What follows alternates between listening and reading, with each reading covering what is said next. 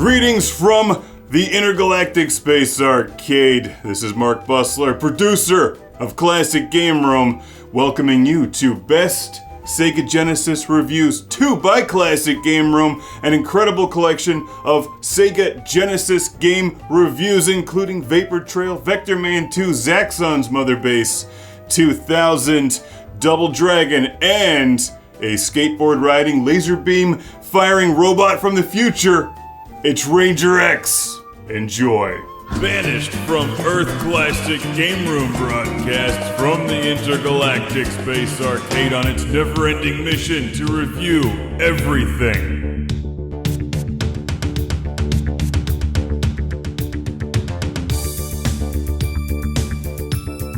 It's Classic Game Room time, and that means it's time to play as a robot that rides a skateboard and shoots lasers in Ranger X for the Genesis.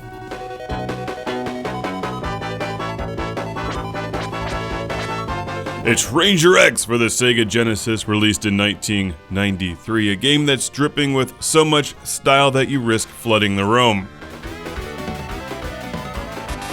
You play as a blue robot with lasers that rides a robot skateboard with homing lasers, and you also have a flamethrower. How has it taken me this many years to find this game?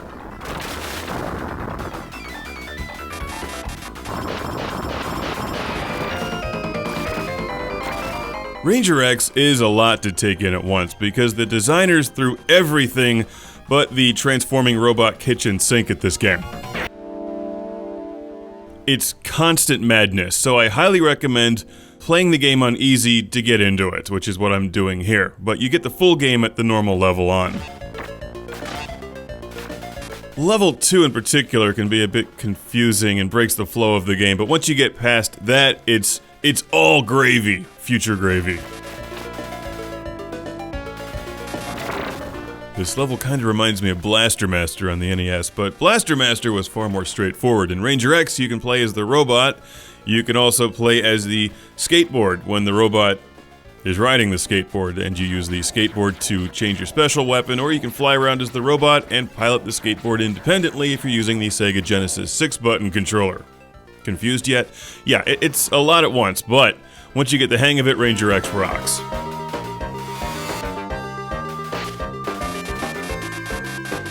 I like transforming into the skateboard because you get the homing laser. Also, the robot and skateboard take damage independently.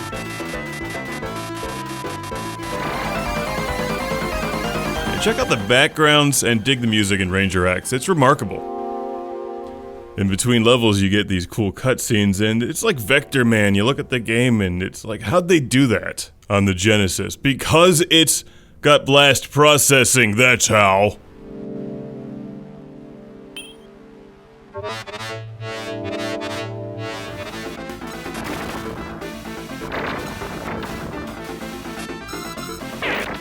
In this level, and several other ones, you have a tag-along spaceship instead of a skateboard that gives you some cover fire. The gauge on the bottom right tells you how much energy you have for jumping and flying around the screen. The power bar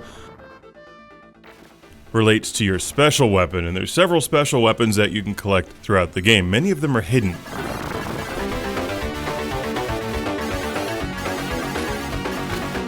I love the backgrounds and the use of color. Also, the boss designs are just straight up weird in Ranger X. They went out of their way to make it interesting.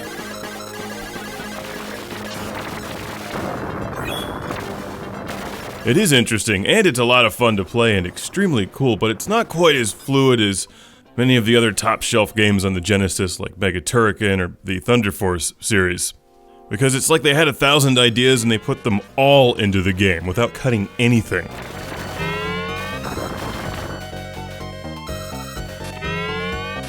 Because of the complexity, the controls are a bit awkward. You push A to fire left, C fires right, and the top buttons on the 6-button controller are for the skateboard when moving it independently, but you don't have to do that. It is helpful though, especially when fighting some of the enemies that have shields, because you jump to one side of them, they turn around, and then you shoot them with your skateboard.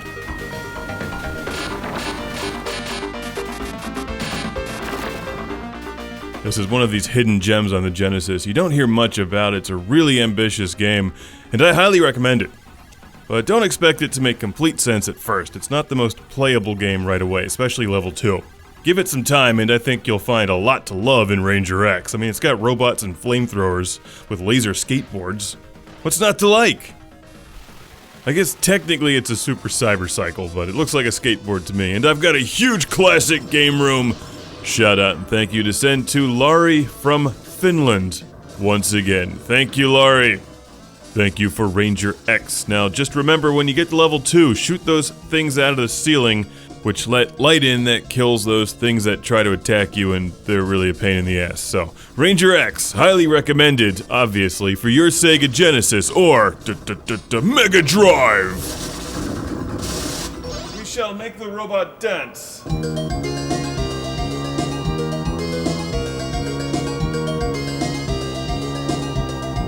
This has everything that's good about Sega Genesis music. It's got that funky bass, and the wow wow wow wow. It's incredible. Ranger X.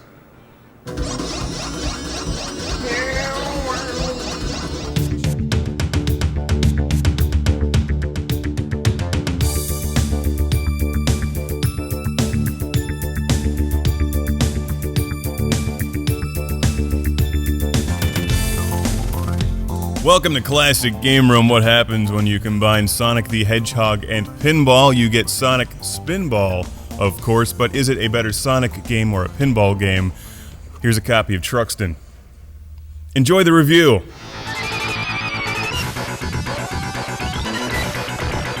From 1993, it's the combination of Sonic the Hedgehog and the good old sport of pinball.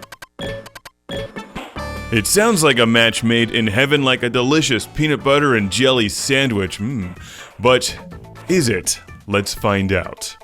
Now, we've seen Sonic platform his way through some pinball-inspired levels like those in Sonic the Hedgehog 2, which was pretty interesting, but how about an entire game where Sonic the Hedgehog is the actual pinball, bouncing his way through levels which are half pinball machine, half Sonic the Hedgehog? It sounds like a brilliant combination, and it's a very clever game, but it does suffer from a few things which prevent it from being a terrific video game pinball game. For starters, it's really slow and a bit jerky. You can increase the ball speed, but the game itself is still sluggish compared to an actual pinball machine. In fact, it's a bit sluggish compared to most other video game pinball games. It's like the Sega Genesis really wants the 32X to help out with this one. It just feels like it needs more power.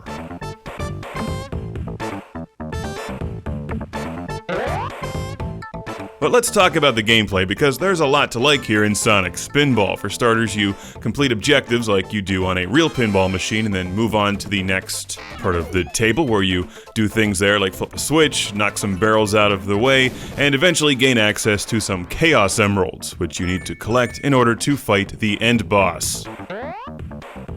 It all sounds simple enough, but it's actually really very difficult. It's a tough game. Because if you complete most of your objectives and then lose your ball, or in this case, drown Sonic in lava or acid, you have to complete them all over again. And that's frustrating. It's frustrating on a real pinball machine too, but in this case it can take something like 15 to 20 minutes to complete everything on at least the first table, which is quite big. It took me a while to figure this out. After you collect the first 2 Chaos Emeralds, you have to drain Sonic down the middle of one of the side tables and land in that barrel, and then paddle your way over to the 3rd Chaos Emerald. That unlocks the boss battle, and as you see, this has some cool features that you would obviously never see on a real pinball machine. I don't think they could actually get Sonic the Hedgehog to do this for real. Now, some other major differences between this and other pinball games, or video game pinball games, is that Sonic can obviously grab ledges and stuff and walk around and jump from time to time, but you also have a bit of control of where he's going when he's spinning around in the air. And this is a really important part of the game because you can kind of guide him to the right or to the left or slow him down, which is critical because you don't have any feel of the ball when it's on the flippers like you do with a real pinball machine. And there's no analog controls, so it's all or nothing when you flip. Important, to say the least. Here's a cool little bonus level in between tables 1 and 2, and as you can see, this is really pushing the limits of what the Genesis can do. Let's move on to the next table, which is punishing beyond belief. No longer do you have a barrel or any kind of a safety thing right in the middle. This time, if you screw up, Sonic falls right into the molten lava. And here we have Sonic bouncing on steam jets or something until he bounces off a robotic bird up into that pipe and then collects a Chaos Emerald, which has very little to do with pinball. This is neat because the levels are really big for a pinball game and you're doing things with Sonic the Hedgehog that you would just never do on an actual pinball machine. It's also likable, but at the same time it's so frustrating and so jerky that you may find yourself just going back to Sonic the Hedgehog 2 instead. Now the good news is that if you think this looks cool, Sonic Spinball can be easily found on the internet for your Genesis, and it's also available in Sonic's Ultimate Genesis Collection from Sega, which is a terrific buy. So I've got to give a big Classic Game Room shout out and thank you all the way to Mohammed in Qatar for sending this to the show, where Sonic has now been ground up into some gears. What a mess. Here's a new feature on Classic Game Room, a map of Earth, which of course, I am not on. Oh no, we've been banished, but here is where the game has come from. So thanks again, Mohammed, and thanks to all of you. I really appreciate this game. I think it's ambitious, I think it's clever. It's just not a great pinball game. It's something totally unique because it's Sonic Spinball, a game that all Sonic and pinball fans should play at least once.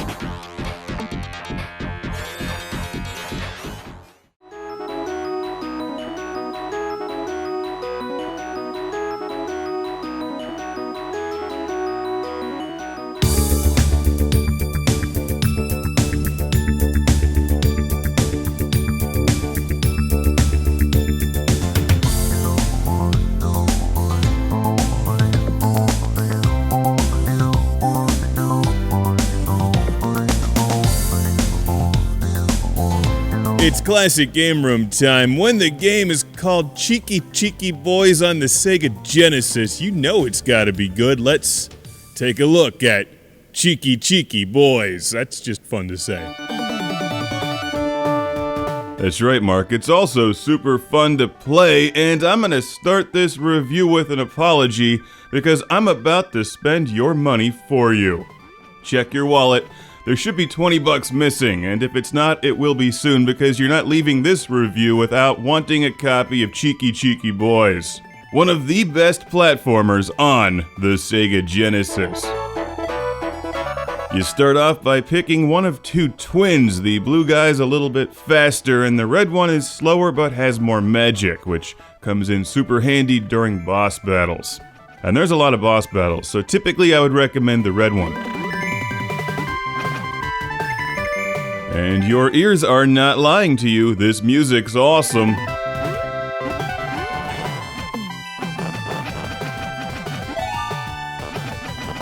I first enjoyed Chiki Boys on the Sega Nomad with headphones and was just blown away by how good this game sounds.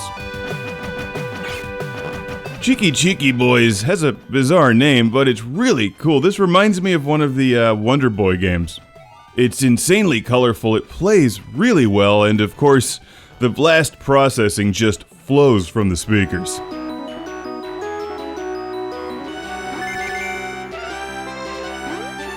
The level designs are equally good. Let's talk about how you play the game. You can jump, you slash with your sword, and you've got magic. That's about it.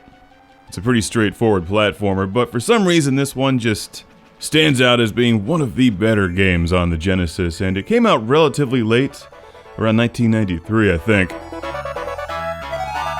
In between each level, you've got a store system here where you can stock up on extra health, magic, and a continue if you need it. You choose from one of the first 3 levels where you want to start playing the game and then continue from there. There's a nice mix of the side-scrolling platformer levels and these flying levels. So it really does remind me of Wonder Boy. Let's listen to some more of this music and enjoy the excellent visuals. Good art design, this game just screams fun.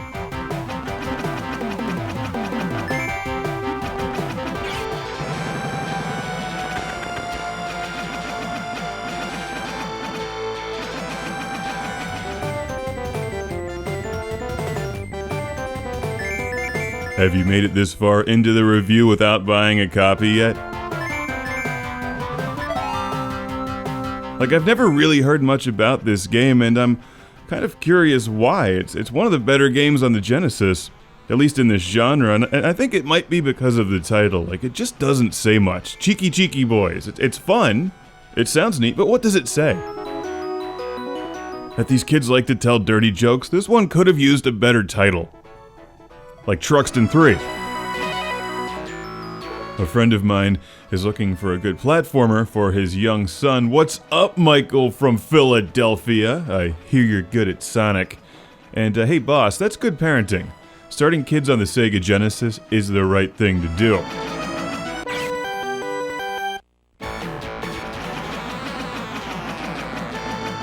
Personally, I go with Vectrex, but you know, either one is good. My point here is that this game is great for all ages.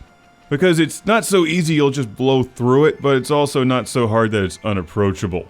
And it's bright and colorful and lively, so it's great for kids. Even old ones. Like me. And I've got a classic game room shout out and thank you to send to Steven from Portland, Oregon. Thank you for sending Cheeky Cheeky Boys to the show. I've had a great time playing it, and I highly recommend this game for everyone who's collecting for the Genesis or Mega Drive, and that should be all of you. Remember, you can have one continue for each of the levels, and I think the Red Twin is the better of the two because the extra magic comes in really handy during boss battles.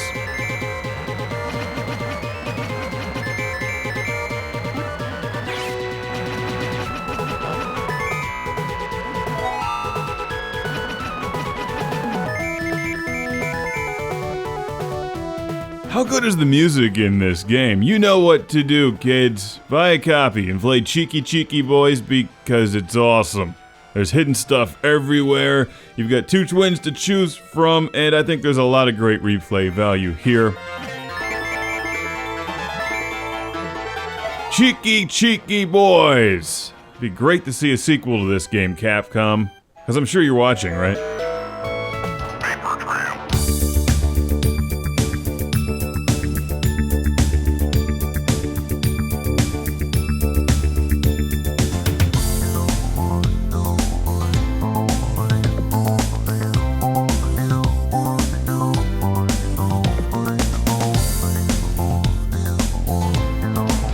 A city occupied by an unidentified forces. A network of air power has been built to recapture the city from both sea and air. The city of New York is also silent. What's up with that? I thought it was the city that never slept. Somebody go and wake him up. It's Vapor Trail on the Sega Genesis. From 1991, and you know who wins when you play Vapor Trail? You.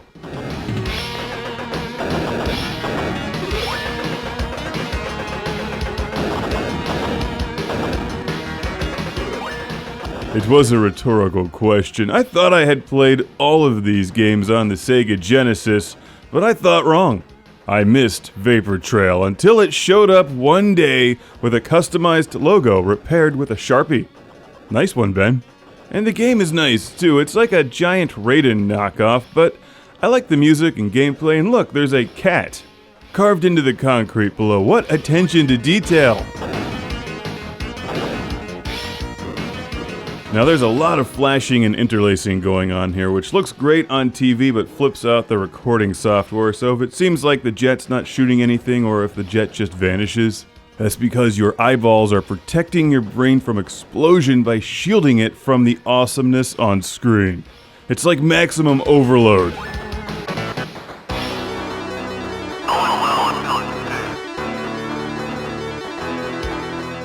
It doesn't get a lot of points for originality, but there's something really likable about Vapor Trail. In fact, there's a lot of likable elements, like the music for starters.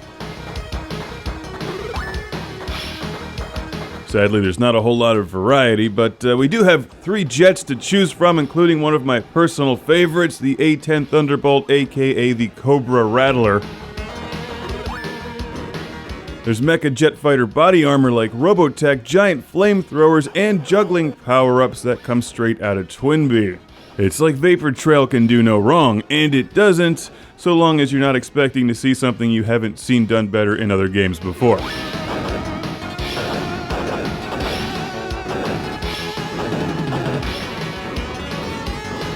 I like this part here with the giant aircraft carrier launching jets into your face, but if you've collected the S or super power-up thing that shoots the flamethrower, you lose your missiles, which leaves you really vulnerable. The fact is, Vapor Trail is really tough. Even on easy, this game is insanely hard.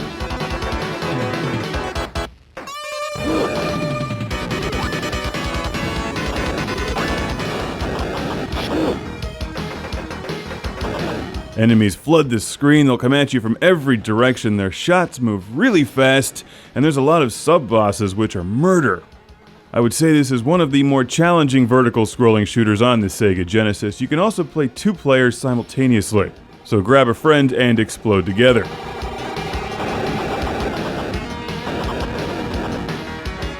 That was my roll attack, which makes me temporarily invincible. And the homing missiles are my favorite weapon, but it's tough to rely on any one particular kind of attack because you'll accidentally collect power-ups and then go back to a spread shot. Or the single bomb, which is really hard to use, although very powerful.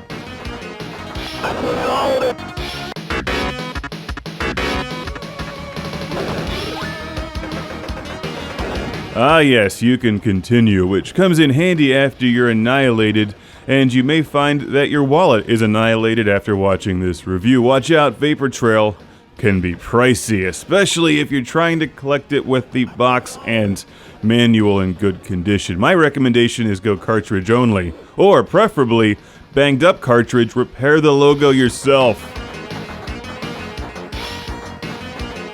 This one has some cool background effects, and as you've probably noticed, you can take 3 hits before you explode. So it is a little bit forgiving in that respect.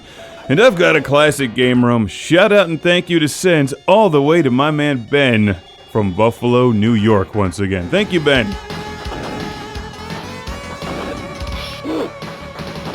I love that your jet goes, ooh, when it takes a hit. Sometimes the garbled voice dialogue is really good in this game. I think you really want to stick with the homing missiles as much as possible. The Sylph jet, which is the medium speed one that I'm using here, is probably the best. And watch out for the S power-up. I don't think it's worth it beyond the fact that it looks really cool. Not a bad game at all, kind of a hidden gem in the Genesis collection if you ask me, which you didn't, but I'm telling you anyway. So check it out, Vapor Trail. Thanks again, Ben. Blast, process your way to victory on Sega Genesis or Mega Drive. They're both good.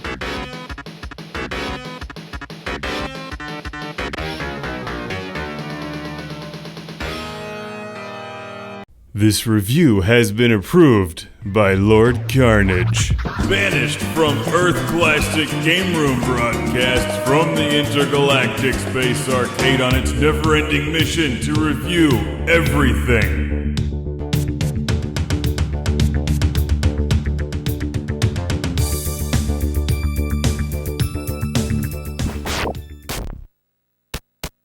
Welcome to Classic Game Room. Normally when you think of great Sega Genesis games, you think of Truxton, Herzog-Zwei, and Sonic the Hedgehog. Not this one. It's Double Dragon, which was best enjoyed on the NES. Are you ready for 20 minutes of subpar beat-em-up action on your Sega Genesis? If so, then you're ready to play through the entire game of Double Dragon. It'll be over before you know it, and that's a good thing, because it's awful. How is this game so good on the NES, yet horrible on the Genesis? It boggles the mind because they could have done so much more with this. The hit detection is god-awful, and the controls aren't much better. While it looks like a, late 1980s, early 90s beat 'em up, it plays like crap. And that's the game's problem. It's not good. So at least it's short, right? Seriously, I think it took us like 17 minutes to finish the game and it was over, and we're like, oh. It's about time. Given the wealth of good side-scrolling beat-em-ups on the Genesis, like the Golden Axe series and Streets of Rage, there's absolutely no reason to spend your money on this one. And the NES version really is far superior. That was a fun game. This one plays and feels like a clumsy mess. It's a piece of shovelware, poorly ported onto the Genesis. Yes, you can play 1 or 2 players, but you won't want to. You'll just be wasting your time and a friend's.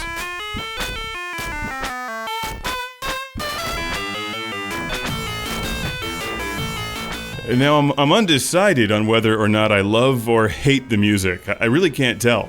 It's great or terrible from one second to the next. How did they do this? It's incredible. Hey, it's the guy with the funny face coming out of the wall. There's like 3 different kinds of enemies, some boss battles. I keep doing what I called my fancy kick, which kicks in the opposite direction, so it's kinda fancy, for lack of a better term. Nice artwork on the walls. This place is fashionably decorated. After we clobber all of these bad guys, it's time to fight each other.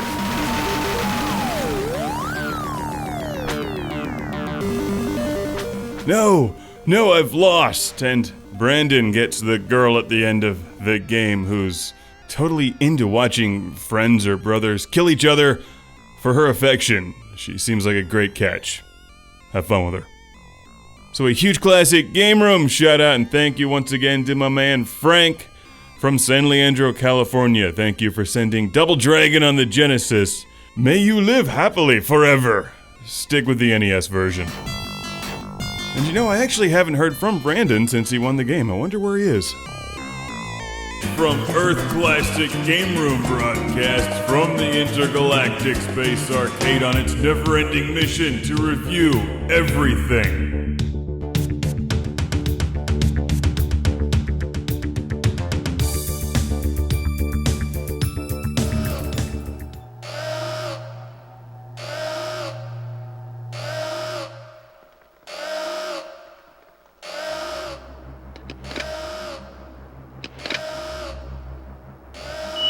Welcome to Classic Game Room, where I've got a spaceship shooter you may not have heard about. This is Sol-Feace on Sega CD.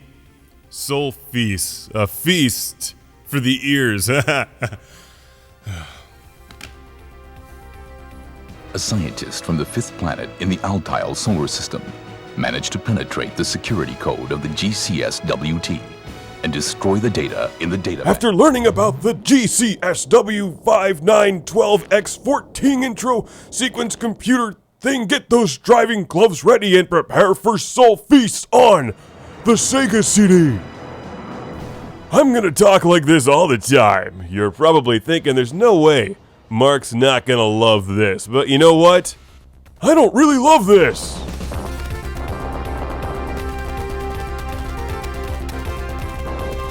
In fact, I find it extremely mediocre. Let's start with the biggest flaw. Why would they cover up this amazing music with that super annoying shooting sound? That doesn't even sound like lasers. Like, what are you doing? Are you firing CD skipping at the enemies? But lasers don't actually make sound. Shh, don't tell anyone. And watch out for the annoying space debris that you can't blow up. This is just such an average game that could have been better. I'll get right to the point. The soundtrack is incredible, and it's actually not that expensive to pick this one up. You may want to buy it just for the music, and the intro cutscenes are really good too. And boss destroyed. Let's all enjoy the pilot's voice. Oh yeah. We could be in for a battle with the Star Garrison at 5 locations on our way to Earth. Be on the lookout when we're near Sirius, the weapons plant on the outer rim of Sirius. I think it's time for some Fosters and Crocodile Dundee up in this spaceship.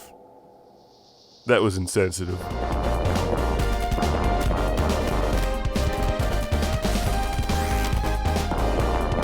This kind of reminds me of a combination of Hellfire and R-Type or something. You've got this interesting laser setup where you can fly forwards and backwards and adjust the angle of your fire, but the rest of the game feels extremely generic, like you've seen it all before, and it's been done better in other games. Something about this one feels very rigid, very structured, and not terribly creative. I think the designers made great use of the Sega CD's audio capabilities. The music is fantastic. I love the music. And the cutscenes are good, but the backgrounds and the enemy designs are all really disappointing. There's far better games on the Sega Genesis than this. Even some of the lesser known ones like Aeroflash hand this its own ass. So the screen fills with enemies and the best way to fly is straight without moving. Okay. And here we have another boss, which isn't terribly exciting. Fortunately, you can play the music by itself. And that's where Sol-Feace retains its value, because you can just ingest these songs into your PlayStation 3 and use them while driving in Gran Turismo 6. I love this handy music playing feature from the era. Nowadays, you would have to pay extra for this, and your crappy game system would probably crash while trying to install it. Don't even get me started. Great synth work here, good drums, a lot of bass, solid production values on the music, and good use of stereo.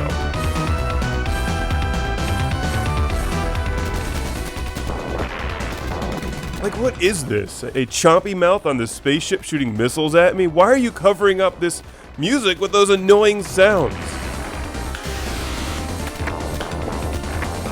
It feels like they ran out of time while making this one. They started with the music first, put the gameplay second, and, you know, it's probably worth $10 for the soundtrack, and you may get some enjoyment out of it. It's not horrible, but it's just not great either. I do have a intergalactic classic game room shout out and thank you to send to my man Frank from San Leandro, California once again. Thank you, Frank. Thank you for Sol-Feace, which is super fun to say like that. They should get some extra points for brain spaceships shooting eyeballs, but I feel like I've seen this before. Anyway, you know what to do. Pick it up for the music, which I think you'll enjoy. Sol-Feace on Sega CD.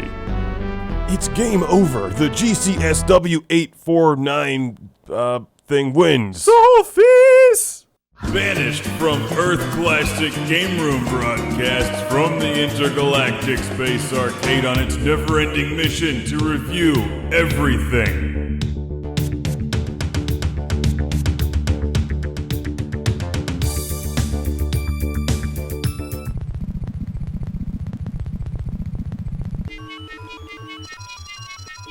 Do you like Alien and Blade Runner? I know these guys do. From the genius masterminds at Core Design comes this 1995 release for your Sega Genesis.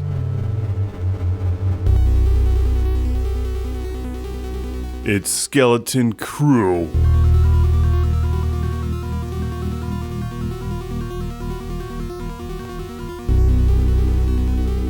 An action game that's not a great game, but shows some real imagination. And this should get an award for sound design. At least for the intro music, which is just something else.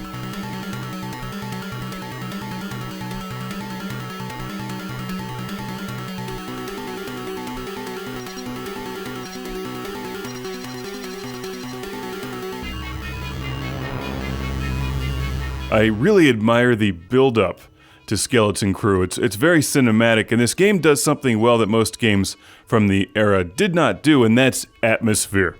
You really feel like you're going somewhere sinister when you start to play. Unfortunately, the gameplay doesn't quite live up to the music and the opening effects.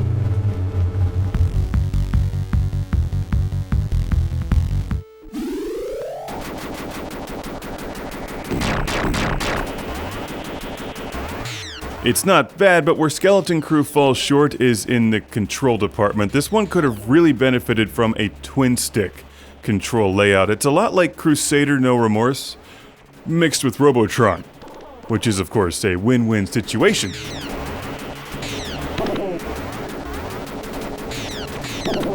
But it doesn't play nearly as well as Robotron, and ultimately it's not as interesting as Crusader, but Skeleton Crew is still a fascinating release for the Sega Genesis that seems to squeeze every bit of power out of the 16-bit blast processing fueled, high-definition graphics delivering Mega Drive.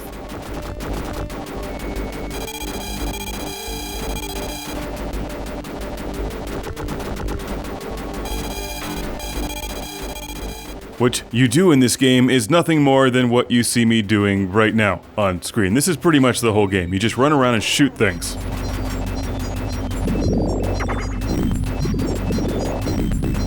There's 3 characters to choose from. I'll recommend this guy, whose name is Joint.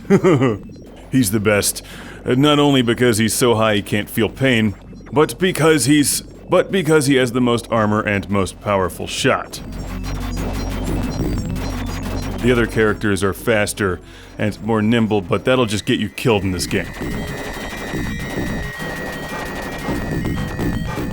You should own Skeleton Crew if for no other reason than it has a deathly hot tub elevator. This is just remarkable. I've never seen this before, it's brilliant. There's things trying to crawl into the hot tub with you, stuff flying around shooting at you, and a hovering brain for no apparent reason whatsoever. Why not? Why not have hovering brains? What else are they gonna do? Come join me in the hot tub and die. Also, you've really got to compliment the designers of this game for choosing to try all kinds of different flooring materials. Like, why go with tile or stone or wood when you can use opening and closing sphincters? Just don't get your foot caught in one.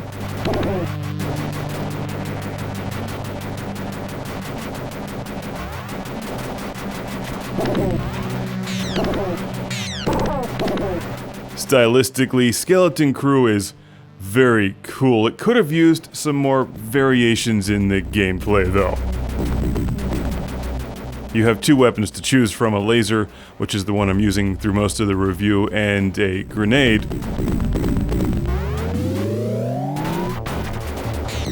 Which occasionally you use to destroy some ground targets.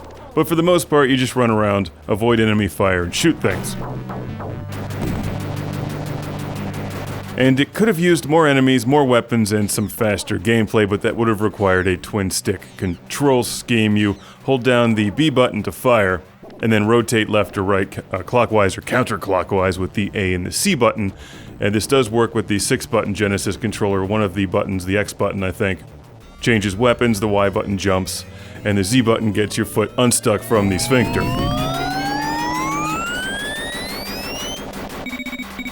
My friend Ben from Buffalo, New York sent Skeleton Crew to the show, as well as Phalanx for the Super Nintendo, and I would have been so disappointed if Skeleton Crew did not have a custom title job. So thank you once again, Ben from Buffalo, New York, for doing a sweet custom title for Skeleton Crew on the Sega Genesis. And here's Soulstar that I was talking about, or that I will be talking about momentarily.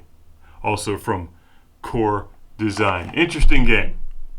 Probably better to look at than to play, but Core Design at their weirdest.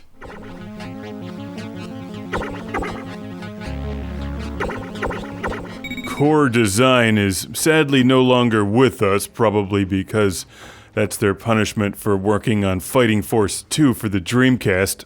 And they also did a lot of work on the Tomb Raider series. But when I see their logo, I immediately think of Soulstar and Battle Core for the Sega CD. 2 games that were really imaginative, out there kind of games that pushed the hardware to its limits, and frankly don't play all that well because of it.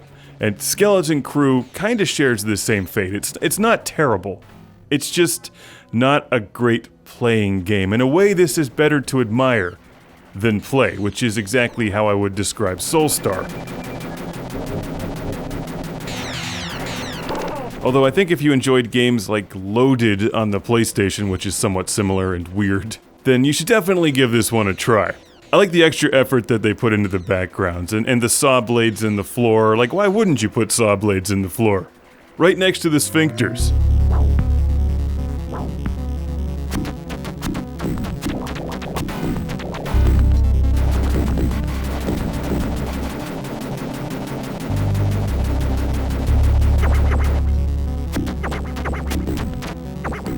Skeletons with spider legs, floor sphincters, weird music gets Skeleton Krew for the Sega Genesis. This one's got a password continue system, 2-player gameplay, good times if you can find it. For a good price, I'll recommend it. Skeleton Krew! And make sure to spell Krew with a K, because it's extra cool.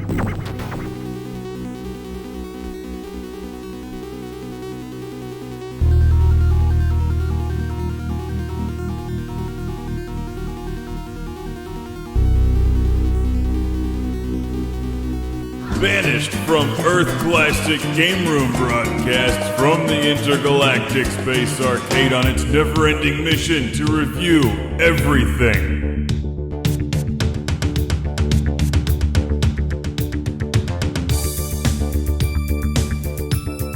Welcome to Classic Game Room, where I've got a cool Sega Genesis game for you called Burning Force. Not to be confused with Burning Rangers or Thunder Force. This game is on fire!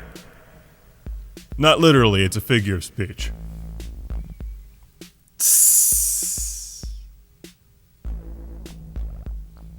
Is that believable?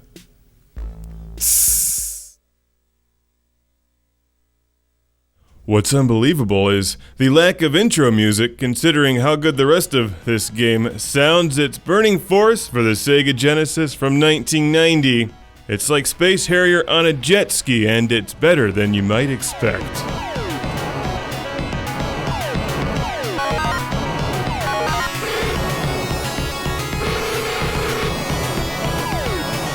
I hate to interrupt the music, but this is a review and I have to compliment the Sega Genesis synth work in Burning Force. It sounds terrific. I love the heavy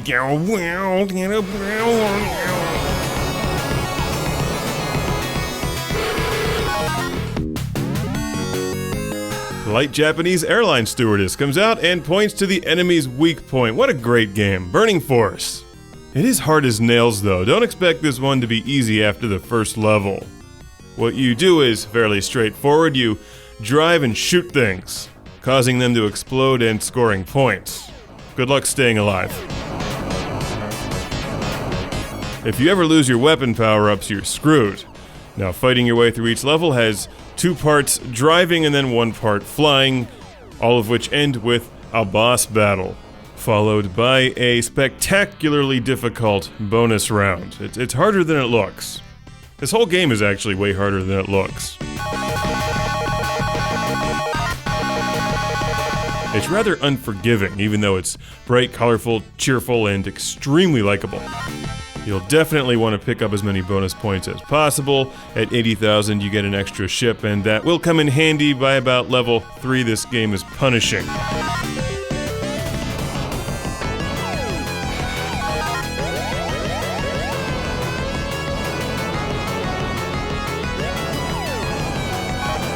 This entire game screams early 1990s, 16-bit Sega Genesis, and it's quite enjoyable even if it's really unfair at times. Enemies, particularly in the later levels, bombard you with shots that are nearly impossible to dodge, and the boss battles get pretty damned hard as well.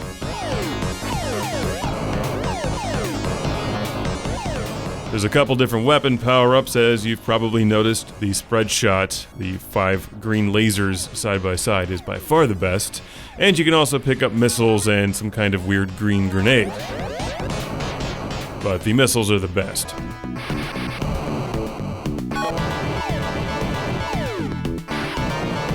I like what they've done with the background here. It's hard to say if this is one of the best games in this genre, whatever genre this is, on the Genesis. There's some other good ones out there like Galaxy Force 2, which has a better sense of adventure. But this one's just fun and enjoyable. It's fairly easy to get into. You'll definitely want to memorize the levels, and particularly those bonus rounds where you can pick up some extra spaceships. It's frustrating at times. Level 4 is insane, but the style and the music and the game's character make it a must-have on the Genesis or your Mega Drive. And you'll want to turn up the volume, listen to it in stereo.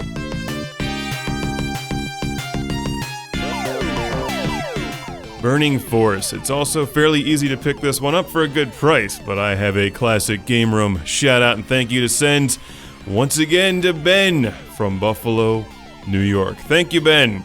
Good call on this one. Also, if you pick up 5 of those green orbs, I think it gives you an invincibility shield, except I tried using that during boss battles. It runs out quickly and I die anyway. But hey, at least the music's good, and you know what? The game is good. If you enjoy Space Harrier or Galaxy Force 2, add this one to your Genesis and or Mega Drive collection.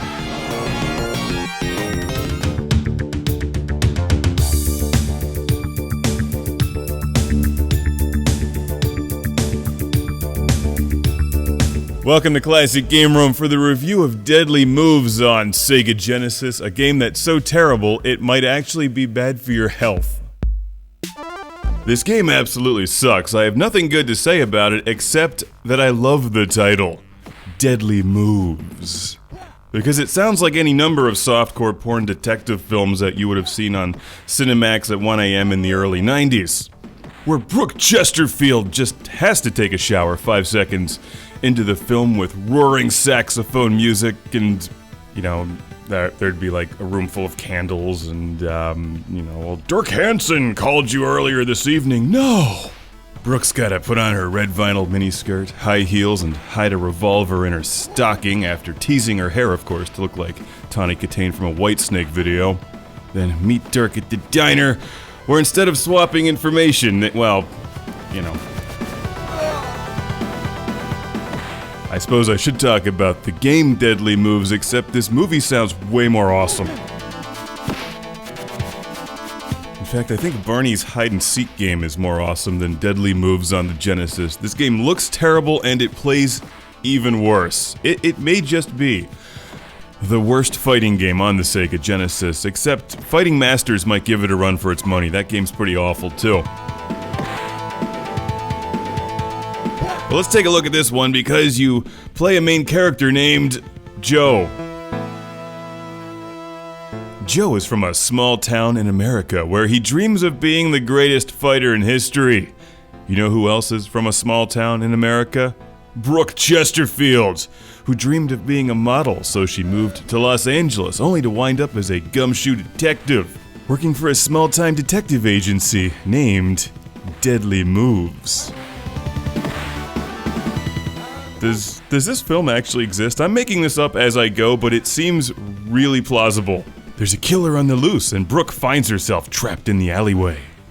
Thankfully, she's rescued by forklift driver and exotic dancer Hank Shadowford, with whom she shares 3 bottles of wine and the next slow-motion oily makeout scene.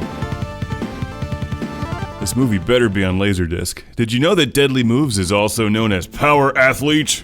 What a missed opportunity. It should be called Fist of Passion.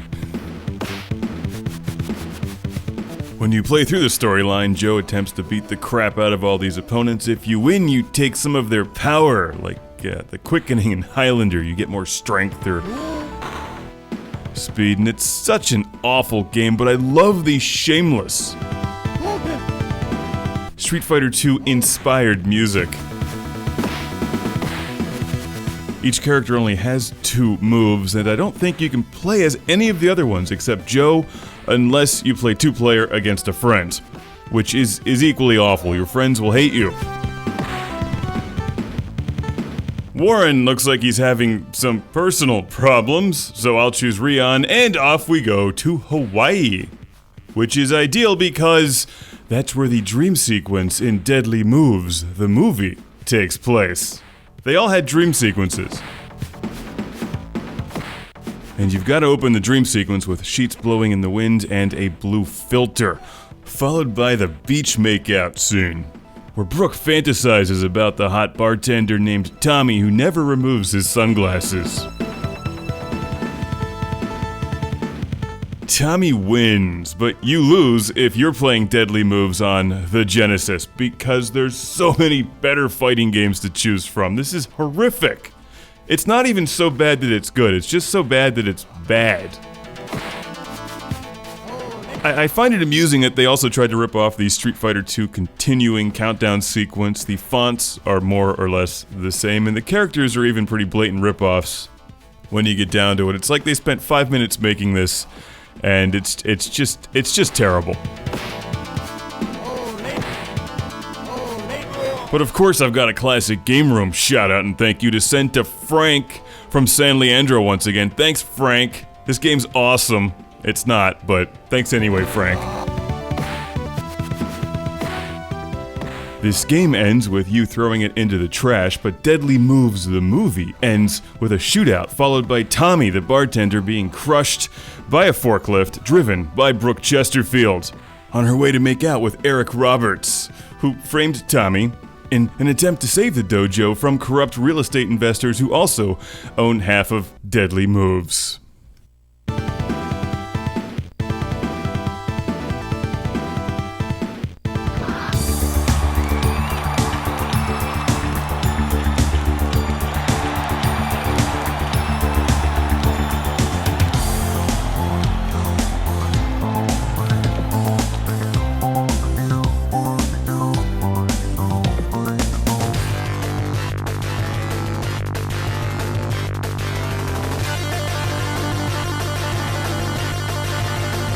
Welcome to Classic Game Room. You know there's just something special about blowing things up with a helicopter. It's a winning formula that we've seen in Airwolf and Blue Thunder, as well as this game. It's Desert Strike, one of the greats on the Sega Genesis.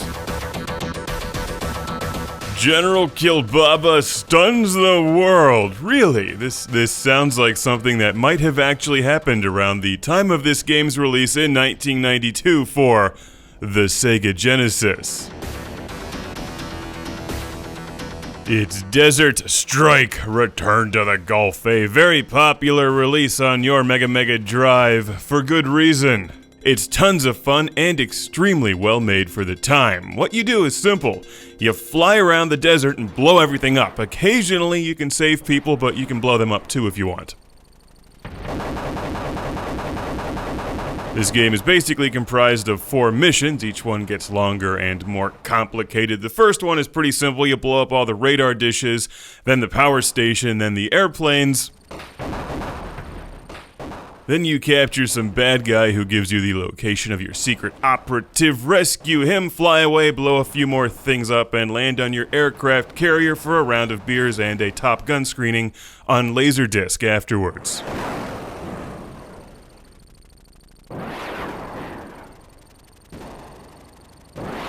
It's a pretty straightforward game, actually. You can pull up a mini-map that shows your objectives and locations of important things at any time, but it's tricky because you can easily run out of fuel or get blown up. The first mission is pretty forgiving, but it's a good way to get started and learn the controls and just kind of figure out the game. I actually played the hell out of this game when I was a kid and haven't played it for a long time. It's just as much fun as I remember.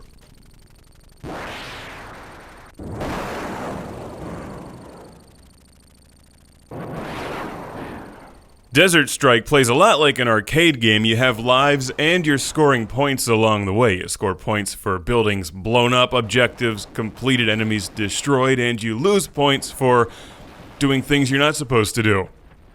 Like showering civilians with rockets. It's not my fault they're standing there under my rockets. You need to keep an eye out for gas weapons and armor. Your helicopter is surprisingly fragile and can be shot down easily, then you lose a life. There are hidden one-ups scattered about. If you blow buildings up, they may hold a surprise, or some guy firing missiles at you.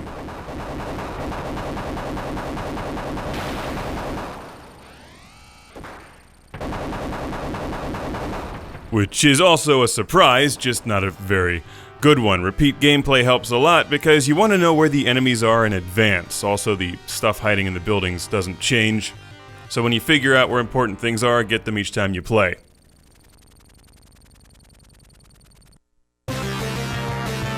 And play this game you should. Desert Strike is a must-have game on the Genesis, and spawned numerous sequels like Jungle Strike, another game I played a lot back in the day.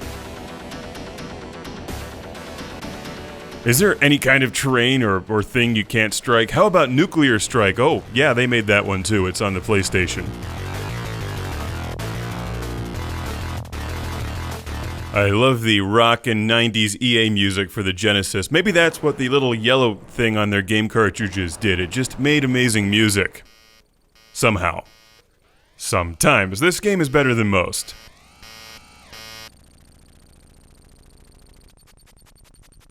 Let's move on to Mission 2, where there's less fuel laying about and more things to do, so the game does get a lot harder quickly.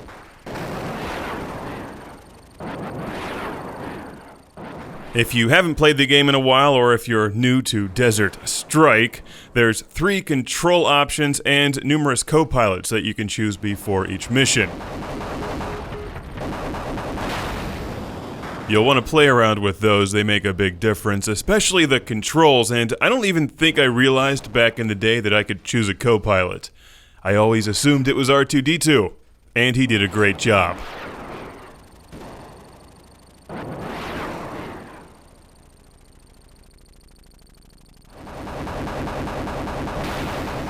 This is the environmentally safe way to dispose of biological weapons. Just destroy the tanks and release it into the atmosphere.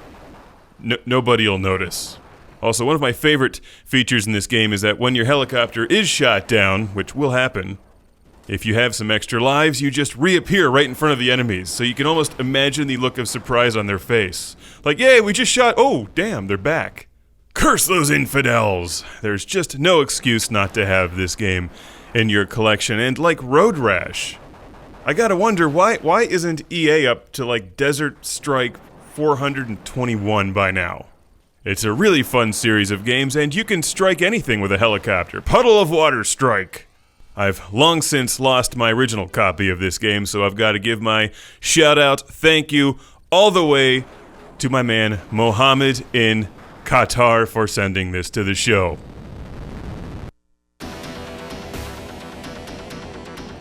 It's always nice to open a box and see Desert Strike right next to The Lion King. 2 great games with so much in common.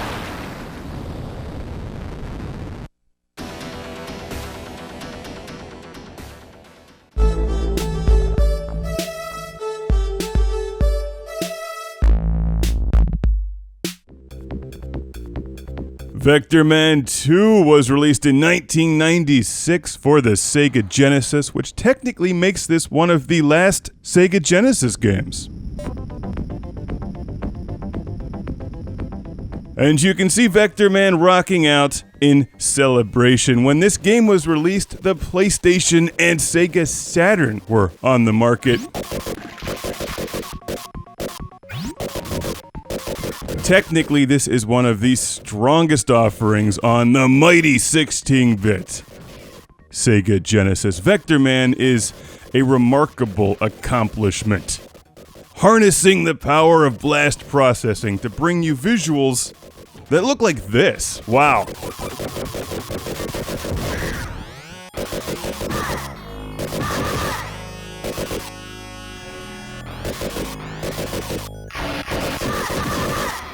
The question is, does the rest of the game live up to its technical prowess and stunning graphics and art design?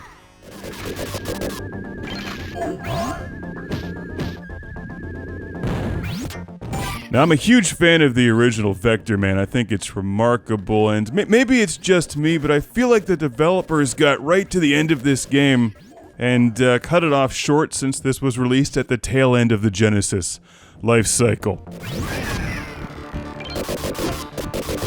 It's so close to being great, but not quite there. The level designs are awkward and unbalanced, and that's something that really impacts your adventure through the game. For example, the forest levels are way too dark considering how well they've done the rest of the visuals in the game. And level 3, I think, in particular, is enormous, followed up by levels that'll take you 35 seconds later in the game. Also, there's this neat feature in Vectorman 2 where he can sort of absorb other enemy attacks, like Kirby.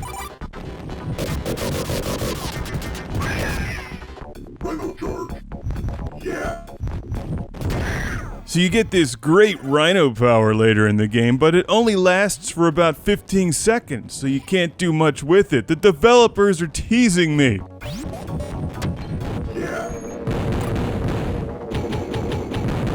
And later in the game, you can play as a tank. Vectorman as a tank. Look how excited he is.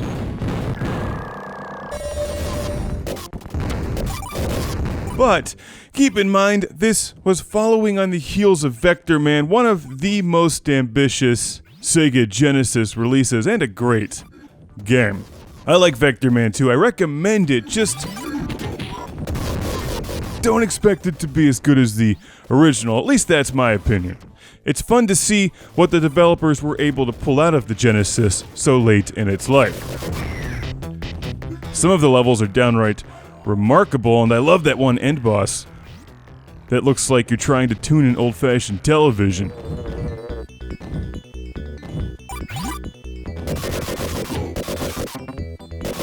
The music is fun, and the gameplay is very similar to the original Vectorman. Some of the levels also provide ample opportunities for exploration and collection of all the orbs and additional life containers. Vectorman 2 won't cost you very much. It's actually a pretty affordable game, and you can even find this one on many of the Sega Genesis collections, like Sonic's Ultimate Genesis Collection. This is one of these series, and a character that I'm sad to see vanish into obscurity, because Vectorman clearly has a lot of potential here.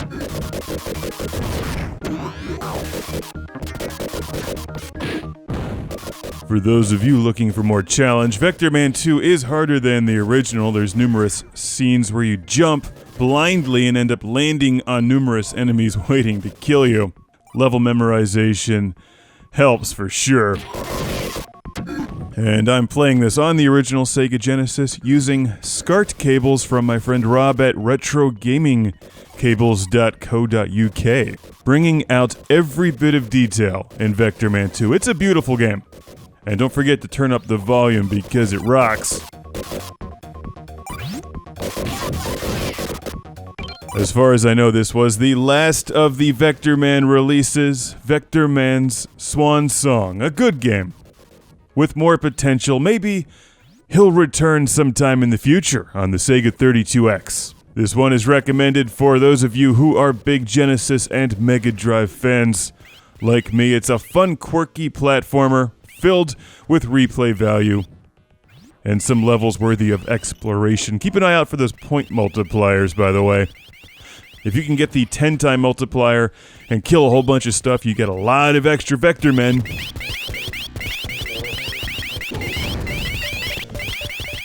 Vectorman. Perhaps the sequel should be on a vector-based game console. The Vectrex, perhaps? Hunt this one down, and don't forget to play the original first to get the full progression of the Vectorman experience. Banished from Earth, classic game room broadcasts from the Intergalactic Space Arcade on its never-ending mission to review everything.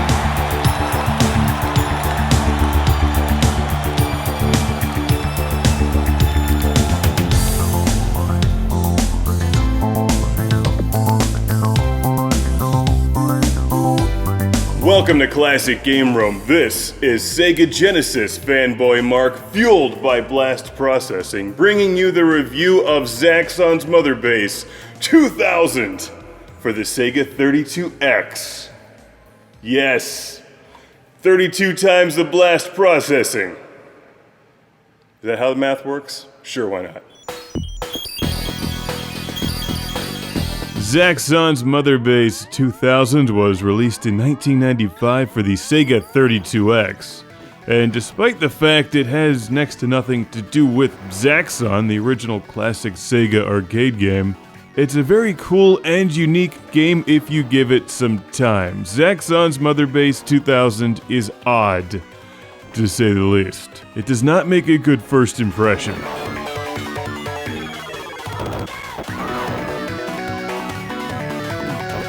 I like and hate the music at the same time. In fact, I kinda like and hate this game at the same time. It has its moments. There's some real brilliance behind Zaxxon's Motherbase 2000, which by the way was called something else in Japan. So I think they just slapped the Zaxxon title when it came over here to the West, probably because of the unique isometric view. I felt like this was a good addition for Mecha March Madness, not just because of the mech on screen that you're fighting here, this pseudo-end boss, but because the Sega 32X is itself like a giant towering mech of destruction. And you've got to respect that. But this game, it just struggles to keep up with itself, even with the added horsepower of the Sega 32X. Alright, I just got through the first level. We're on to level 2 here, and odds are you're a bit confused. The main feature in Zaxxon's Motherbase 2000 is that your spaceship can jump. You don't fly up and down like you did in the original Zaxxon. You jump onto certain enemies, hijack them, hack them, and then take their powers. That also gives you a bit of added protection. You can take a hit and then jump out of your craft before it explodes. And in addition to that just being cool, you also keep one of their sub-weapons for yourself. It's really fascinating and gives the game unlimited replay value, but it doesn't play all that well. This is very, very jerky. Very jerky. What we needed was the Sega 64X.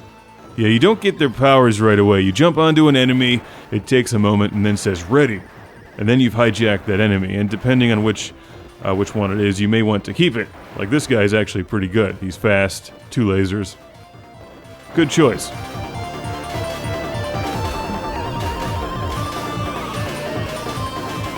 Some of the other ones are slow, others don't fire quickly enough. And you've also got your, like, Insecticon space friends that come with you. When you see one of your space friends, jack it as quickly as possible. They're really powerful, and some of the music in this game is very good. Other tracks aren't at all.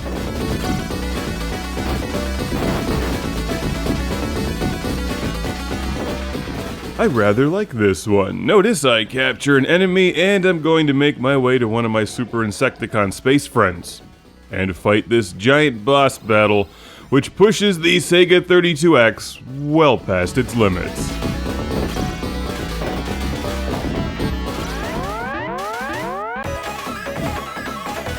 Zaxxon's Motherbase 2000 doesn't have much in common with the original Zaxxon. It's not a great game, but it is a unique game.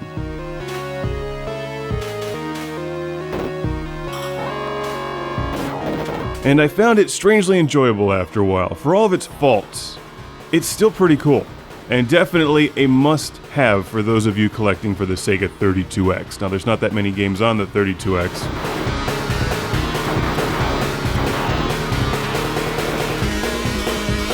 But after you buy Cosmic Carnage and the other good ones like Calibri and Shadow Squadron, add Zaxxon's Motherbase 2000 to your list, because it's not on anything else. Hey Super Nintendo fans, do you know what the SNES doesn't have?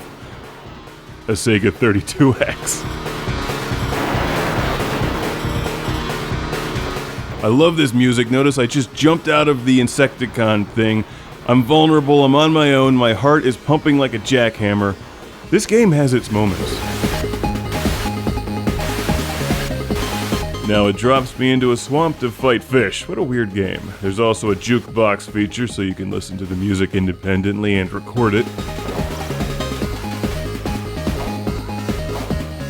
Beyond the obvious odd factor and the fact that this is on the quirky 32X, the best reason to get Zaxxon's Motherbase 2000 is the hacking enemy feature, because that really mixes up gameplay and gives it a lot of replay value.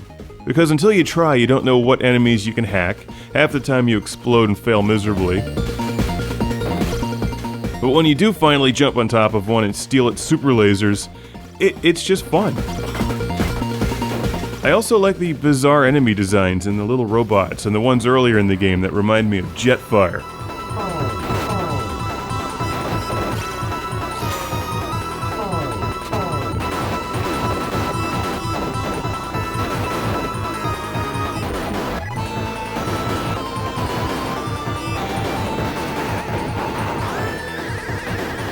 There's a lot of things about this game that make Sega Genesis fanboy Mark very happy. And that's very rad, with an X at the end for extreme 32X. And I've got two people to thank for this game. Copies showed up back to back after Classic Game Room Mark III was launched. Here's a Classic Game Room shout out and thank you going to Mike from Galloway, New Jersey. And I've got another thank you for another Mike from Galena, Ohio. Thank you, Mike and Mike. Frequently during the music, you'll hear some distorted voice samples. It's very 90s, and after you lose, something is in the music backwards. I can't quite make it out, but here it is.